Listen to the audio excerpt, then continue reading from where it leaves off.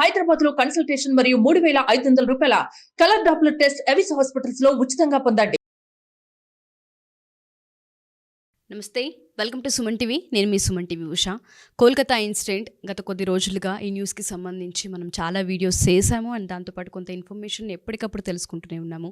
So నిన్నటి వరకు మనం చూసుకుంటే సుప్రీంకోర్టు ట్రయల్స్ కూడా జరుగుతున్న ప్రాసెస్ ఏదైతే ఉందో కొన్ని విషయాలు బయటికి వెలువడ్డాయి. వాటిని వీడియో రూపకంగా రవీంద్రనాథ్ గారు దానికి సంబంధించిన పూర్తి డీటెయిల్ని కూడా అందించడం జరిగింది. అండ్ దాంతోపాటు ప్రస్తుతం మనం అక్కడ చూసుకుంటే ఆర్జికర్ హాస్పిటల్లో వర్క్ చేస్తున్న స్టూడెంట్స్ కావచ్చు, చదువుకుంటున్న స్టూడెంట్స్ కావచ్చు, పరిస్థితి ఏ విధంగా ఉంది, ప్రజెంట్ వాళ్ళ సిచ్యుయేషన్ ఏంటి, వాళ్ళు దేనికోసం ఇంకా ఫైట్ చేస్తూ ఉన్నారు అండ్ వాళ్ళని ఏం ప్రశ్నిస్తూ ఉన్నారన్న వాటిపైన ఇంకొంత సమాచారం మనకి గ్యాదర్ అయిన దాంతోపాటు సుప్రీంకోర్టు ట్రయల్స్ ఇవాళ కూడా కొనసాగుతూ ఉన్నాయి. కాబట్టి అసలు ఏ ఏ విషయాలు బయటికి వెలువడ్డాయి, సిబిఐ ఎంక్వైరీ ఏ విధంగా కొనసాగుతూ ఉందన్న వాటిపైన రవీంద్రనాథ్ గారు మనతో ఉన్నారు. ఆయన అడిగి తెలుసుకుందాం. నమస్తే రవీంద్రనాథ్ గారు. కోల్కతా ఇన్సిడెంట్కి సంబంధించి నెల రోజుల పైన అయిపోయింది రవీంద్రనాథ్ గారు. మనం చాలా విషయాలు మాట్లాడామండి. ఒక ఆడపిల్లకి 14 చోట్ల ఇంజూరీస్ అయింది అంటే చిన్న విషయం కాదు. అది మాట్లాడుకోవడానికి కూడా కొన్నిసార్లు భయానికాన్ని కలగజేస్తుందనే చెప్పాలి. ప్రతి ఆడపిల్ల కూడా ఇవాళ బయటకు వచ్చి పోరాడుతుంది, అరుస్తుంది, కామెంట్ రూపాల్లో కామెంట్ చేస్తుంది అంటే రేపటి రోజున నాకు రాదని గ్యారంటీ ఏంటి అన్న సిచ్యుయేషన్ని ఆ ఇన్సిడెంట్ కల్పించేసింది. బట్ ప్రతి ఒక్కరు అదే ఇన్సిడెంట్ నుంచి ఏం కోరుకుంటున్నారంటే ఒక జస్టిస్ అనేది ఇంకెవరైనా ఇలాంటిది చేయడానికి భయపడాలి. ప్రతి ఆడపిల్ల, మెడికల్ స్టూడెంట్ కావచ్చు, ఇంజనీరింగ్ స్టూడెంట్, ఏ స్టూడెంట్ అయినా గడప దాటి బయటికి వెళ్ళిందంటే సెక్యూరిటీ ఏంటి, లా ఏం చెప్తుంది, ఎటువంటి జస్టిస్ని ఇస్తుందన్న దానిపైన యావత్ ప్రపంచం ఎదురు చూస్తుంది. అసలు ట్రయల్స్ ఏ విధంగా కొనసాగుతున్నాయి అండ్ అక్కడ స్టూడెంట్స్ ఎటువంటి ధర్నాన్ని ఇంకా కొనసాగిస్తూ ఉన్నారు. ఆగస్ట్ 8న ఈ దుర్ఘటన జరిగింది. కరెక్ట్గా నిన్న సెప్టెంబర్ 8కి 1 మంత్ కంప్లీట్ అవ్వడం, సెప్టెంబర్ 9th ఒక డేట్ ప్రకారం నేను సుప్రీంకోర్టులో ట్రయల్స్ కూడా చేయడం జరిగింది. అయితే ఈ 30 రోజుల పాటు అనేక రకాలైన పరిణామాలు మనం చూసాం. ముఖ్యంగా హెల్త్ వర్కర్స్, డాక్టర్స్ అయితే పూర్తిగా జస్టిస్ కోసం చెప్పి తమ డ్యూటీస్ వృత్తిని కూడా పక్కన పెట్టేశారు. వృత్తిని టోటల్గా పక్కన పెట్టి కంప్లీట్గా రోడ్ల మీదకి వచ్చి వాళ్ళు రాస్తారోకోలు, ధర్నాలు, హర్తాలు, రకరకాల రూపకంగా శాంతియుతంగా చేస్తున్న ధర్నాలు అయితే మనం చూస్తున్నాం. దీనికి సంబంధించి నిన్న సుప్రీంకోర్టులో జరిగిన ట్రయల్స్ మొత్తాన్ని మనం పరిశీలిస్తే 4 రకాలుగా మనం దాన్ని విభజించి చెప్పాం. అందులో మొదటిది ఏంటంటే సంఘటన జరిగేటువంటి సంబంధించి సిబిఐకి కొన్ని గైడ్లైన్స్ ఇవ్వడం జరిగింది. Number 2, at the same time ప్రభుత్వం తరపున వాదిస్తున్నటువంటి కపిల్ సిబాల్ గారికి కూడా ఒక ఇన్ఫర్మేషన్ చెప్పడం జరిగింది, ఎలాంటి ప్రికాషన్స్ తీసుకోవాలని చెప్పడం జరిగింది. మూడవది, ఎవరైతే సమ్మె చేస్తున్నటువంటి రాస్తారోకోలు, ధర్నాలు, హర్తాలు ఎవరైతే చేస్తున్నారో వారికి సంబంధించి కూడా ఒక సూచన చేయడం జరిగింది. 4వది CISF, central industrial reserve police, security force, వీళ్ళకి సంబంధించి కూడా, అంటే వీళ్ళు కూడా మా భద్రతా దళాల కిందకు వస్తారు. ముఖ్యంగా ఈ ప్రభుత్వ ఆసుపత్రులు ఇట్లాంటి దగ్గర వీళ్ళు ఎక్కువగా ఆ సెక్యూరిటీ వింగ్ వాళ్ళే ఉంటారు. సో వాళ్ళకి సరైనటువంటి సదుపాయాలు ఇవ్వట్లేదనే విషయం మీద వాళ్ళ నుంచి ఒక కంప్లైంట్. ఈ 4 భాగాలుగా వాళ్ళు చేయడం జరిగింది. దీనికి సంబంధించినటువంటి మొత్తం ట్రయల్స్ ఈ రకంగా మనకు తెలిసింది. అయితే ఇందులో 3వ పాయింట్ అయినటువంటి ఈ ఎవరైతే రాస్తారోకోలు, ధర్నాలు చేస్తున్నారో వీరికి సూచిస్తూ ఒక విషయం చెప్పడం జరిగింది. మెత్తగా మందలిస్తూ కొద్దిగా గట్టిగా చెప్పినట్టుగా చెప్పారు. ఏదైతే ఈ జూనియర్ డాక్టర్లందరూ కూడా రాస్తారోకోలు, ధర్నాలు ఏవైతే చేస్తున్నారో ఇది మీరు చేయాల్సిన వృత్తిది కాదు, జరగాల్సిన విషయం మీద మేము కోర్టులు ఉన్నాయి, మీ న్యాయస్థానాలు ఉన్నాయి, మేము దానికి సంబంధించి మేము చూస్తాం. మీరు ఇమీడియట్గా మీరు మీ విధుల్లోకి జాయిన్ అవ్వండి. సాయంత్రం 5 గంటల్లోగా మీ సమ్మెలన్నీ విరిపించేసి ఈవినింగ్ 5 o'clockలోగా మీరు వెళ్ళి మీ డ్యూటీస్లో జాయిన్ అవ్వమని చెప్పి క్లియర్గా చేశారు. ఎవరైతే జాయిన్ అవుతారో డ్యూటీస్లో వాళ్ళ మీద ఎటువంటి కేసులు ఉండవని, ఇంకా జాయిన్ కాకుండా మేము ఇంకా చేస్తాం అనుకుంటే మాత్రం డెఫినెట్గా మీ మీద కొన్ని చట్టపరమైన చర్యలు కూడా ఉండే అవకాశం ఉంటుందని చెప్పి మందలించినట్టుగా చెప్పకనే చెప్పినట్టుగా ఒక హెచ్చరిక అయితే సుప్రీంకోర్టు నుంచి జారీ చేయడం జరిగింది.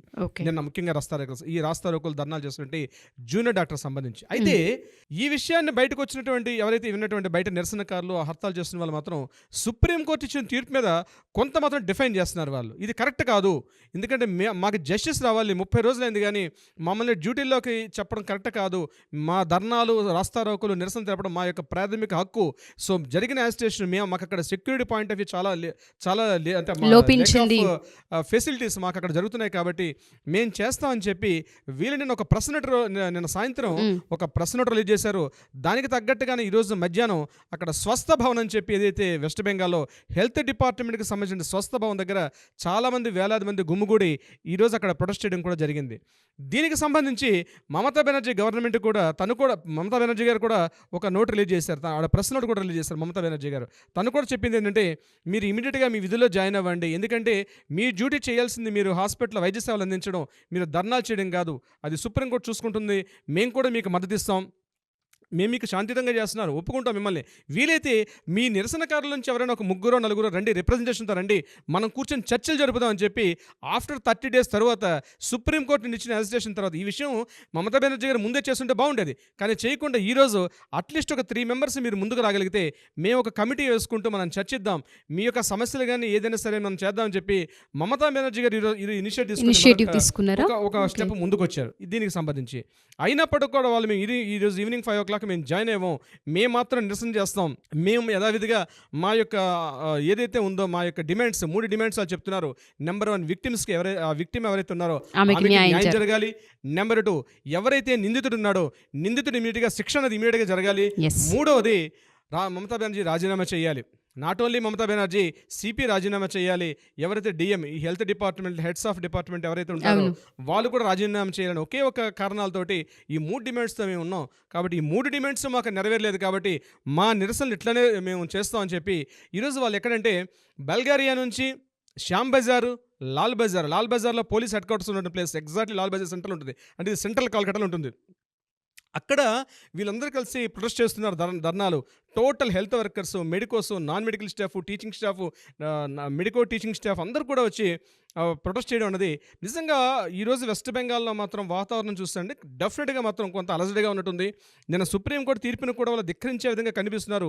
ఈరోజు ఈవినింగ్ 5 o'clock తర్వాత నిజంగా వాళ్ళు జాయిన్ అవుతారా ఏమిటి అన్నది మనకు రేపటి వచ్చే రిలీజ్ న్యూస్ అయితే మనకు తెలిసే అవకాశం ఉంటుంది. ఉష గారు, సో ఏదేమైనా మీరు అన్నట్టుగానే సుప్రీంకోర్టు సుమోటుగా తీసుకున్న తర్వాత యావత్ ప్రపంచం కూడా చాలా ఒక రకంగా రిలీఫ్ పొందింది. ఎందుకు అంటే న్యాయం ఖచ్చితంగా వస్తుంది, జస్టిస్ జరుగుతుందనే నమ్మకంతో ఇప్పటిదాకా ఎదురు చూస్తూ ఉన్నాం.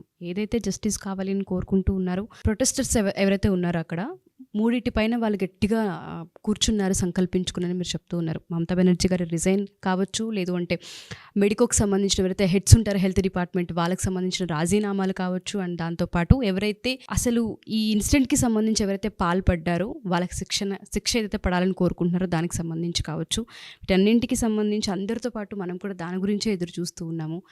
అంటే త్వరితగతిన రావాలని ప్రతి ఒక్కళ్ళు అడుగుతూ ఉన్నాము. అసలు ఇంకా ఎంత టైం పట్టే అవకాశం, అంటే ట్రయల్స్ కంటిన్యూస్గా జరుగుతూ ఉన్నాయి. మీరు హైకోర్టు అడ్వకేట్ కాబట్టి అడుగుతున్నాను. కొంత ఇన్ఫర్మేషన్ మీ దాకా వస్తూ ఉంటుంది, అడ్వకేట్స్ మీరు మాట్లాడుకుంటూ ఉంటారు, మీకు తెలుసు కోర్ట్స్ ఏ విధంగా ఉంటాయి అనేది. ఒకసారి దాని గురించి ఇన్ఫర్మేషన్ ఏదైనా ఇచ్చే అవకాశం ఉందా రవీంద్రనాథ్? బేసిక్గా చెప్పాలంటే ఉష గారు, ఇక్కడ సంఘటన August 8th ఎర్లీ మార్నింగ్ జరిగింది 9 o'clock. ఇక్కడ ఏం జరిగింది, ట్రైనీ డాక్టర్ డ్యూటీలో ఉన్నటువంటి ట్రైనీ డాక్టర్ ఆవిడ మార్నింగ్ 4 o'clock ఆ టైంలో తను అక్కడ పడుకున్నటువంటి సమయంలో ఒక నిందితుడు వెళ్ళాడు, ఆమె మీద అత్యాఘాయిత్యం చేశాడు. ఇది యాక్చువల్ సంఘటన. ఇక్కడ ఆ ఒక్క సంఘటన జరగలేదండి. ఆ కాలేజీ ప్రిన్సిపాల్ గారు ఉన్నటువంటి ఆయన మీద ఆర్థిక అవకతవకలు ఉన్నాయి, ఆయన అక్రమాస్తులు ఉన్నాయి, చాలా ఉన్నాయి. ఇందులో ఇది ఎక్కడో బయట ఎక్కడో జరిగింది అనుకోండి, ఎవరు అన్నోన్ పర్సన్ చేశారనుకోండి, ఫర్ ఎగ్జాంపుల్ చెప్తున్నాను. ఇప్పుడు కొన్ని విషయాలు సంఘటనలు జరిగాయి. ఇప్పుడు ఇంతకుముందు మనకు జరిగిన సంఘటనలు కూడా కలకటాలో ఒక పబ్లో ఒక అమ్మాయి ఇట్లానే వెళ్ళి బయటకు వస్తుంటే 4 రోడ్డు మీద రేప్ చేసి చంపేస్తే ఇమీడియట్గా అట్లాంటి యాక్షన్ తీసుకోవచ్చు. కానీ ఇదేంటంటే ఒక కాలేజీలో, అది కూడా డ్యూటీలో ఉన్నటువంటి ఒక వైద్యురాలు ఈవిడ, ట్రైనీ డాక్టర్ ఈవిడ, అటువంటి వ్యక్తికి జరిగిన సంఘటన అంటే ఇది ఏదో అప్పటికప్పుడు జరిగిందా, దీనిలో ఎంతమంది హస్తాలు ఉన్నాయి, అసలు ప్లాన్ ఎప్పటి నుంచి ఉంది, ప్లాన్ ఎప్పటి నడుస్తుంది, దీనికి ఇంటర్లింక్స్ చాలా తీస్తారు.